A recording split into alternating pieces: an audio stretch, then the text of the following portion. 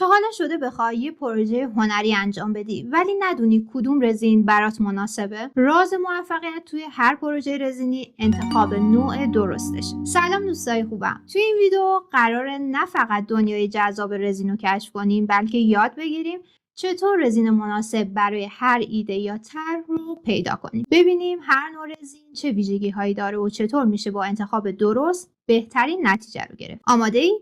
بریم سراغش.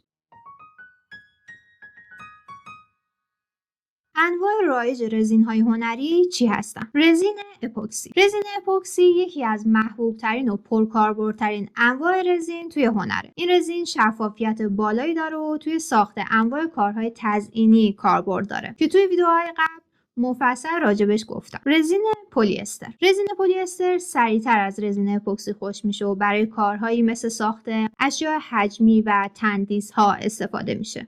این نوع رزین بوی تندتری داره و همین دلیل باید در فضای باز یا با تهویه مناسب استفاده بشه. رزین پلی اورتان. این نوع رزین برای کارهایی که به مقاومت بالا و انعطاف پذیری نیاز دارن مثل قالب‌های صنعتی و برخی از تزئینات مناسبه. پلی اورتان نسبت به حرارت و ضربه مقاومت بیشتری داره و سریعتر خشک میشه. رزین یووی. این رزین با قرار گرفتن در معرض نور فرابنفش سخت میشه و نیازی به ترکیب با ماده دیگه‌ای برای سخت شدن نداره. به همین دلیل برای پروژه‌های کوچیک مثل زیورآلات، آببندی‌های ظریف و کارهای دقیق خیلی کاربردیه. مزیتش سرعت بالای خشک شدنشه، اما برای پروژه‌های بزرگ مناسب نیست. انتخاب رزین مناسب بر اساس نوع پروژه یکی از مهمترین عوامل موفقیت توی کارهای هنریه. برات پروژه‌های رایج رزینی رو دسته‌بندی کردم. ساخت زیورآلات و تزئینات کوچیک. مناسب ترین رزین اپوکسی و رزین یووی. اپوکسی به دلیل شفافیت بالا، قابلیت ترکیب با رنگ‌ها و اکلیل‌ها و ایجاد جلوه‌های زیبا مناسبه. رزین یووی هم برای قطعات کوچیک کاربردیه. اگه پروژه‌ای با جزئیات دقیق یا زمان کمی برای خشک شدن داری،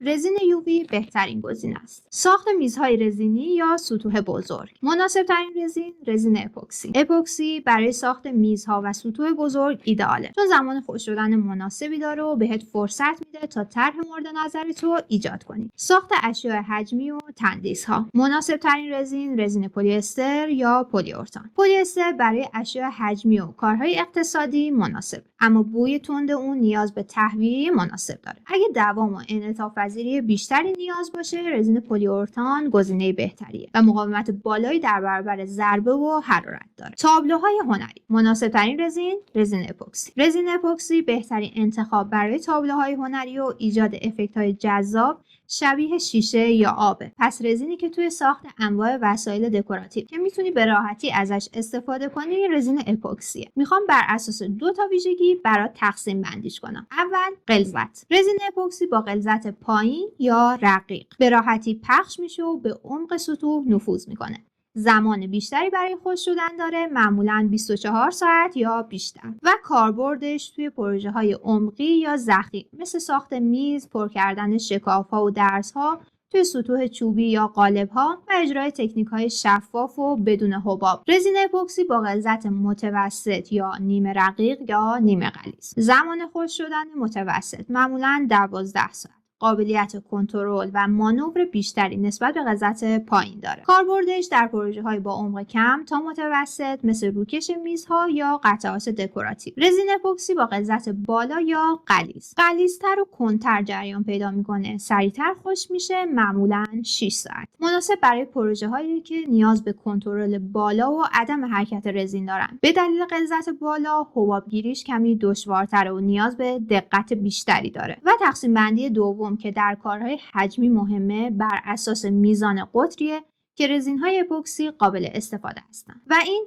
بستگی به فرمولاسیون و سرعت واکنش اونا داره. این ویژگی معمولاً به عنوان کیورینگ تایم یا زمان پخت شناخته میشه. رزین اپوکسی اسلو کیور. زمان خشک شدن طولانی‌تر 24 تا 72 ساعت برای پخت کامل. گرمای کمتری حین واکنش تولید میکنه، بنابراین برای پروژه‌های با ضخامت زیاد مناسبه و ریسک ترک خوردگی یا حباب کمتره. رزین اپوکسی فست کیور. زمان خشک شدن کوتاه‌تر 4 تا 24 ساعت برای پخت کامل. گرمای بیشتری در حین واکنش تولید میکنه، بنابراین برای ضخامت‌های کم مناسب تره. در پروژه هایی که به عمق کم و نتایج سریع نیاز دارن ایدئاله. معمولا این شکلیه که اگه بری به یه فروشگاه لوازم هنری و بخوای رزین اپوکسی بخری توی حجم‌های کوچیک، اصطلاح رزین رقیق و غلیظ رو میشنوی. و اگه بری به یه فروشگاه لوازم صنعتی و رزین اپوکسی رو بخوای توی حجم‌های بالا بخری، اصطلاح اسلو فست رو میشنوید. حالا که رزین مناسب و شناختی، وقتشه بریم سراغ آماده سازی سطح،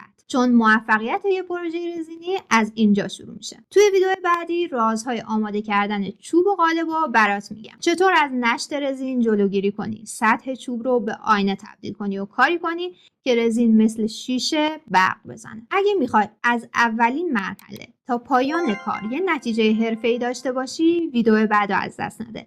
تو ویدیو بعد میبینمت.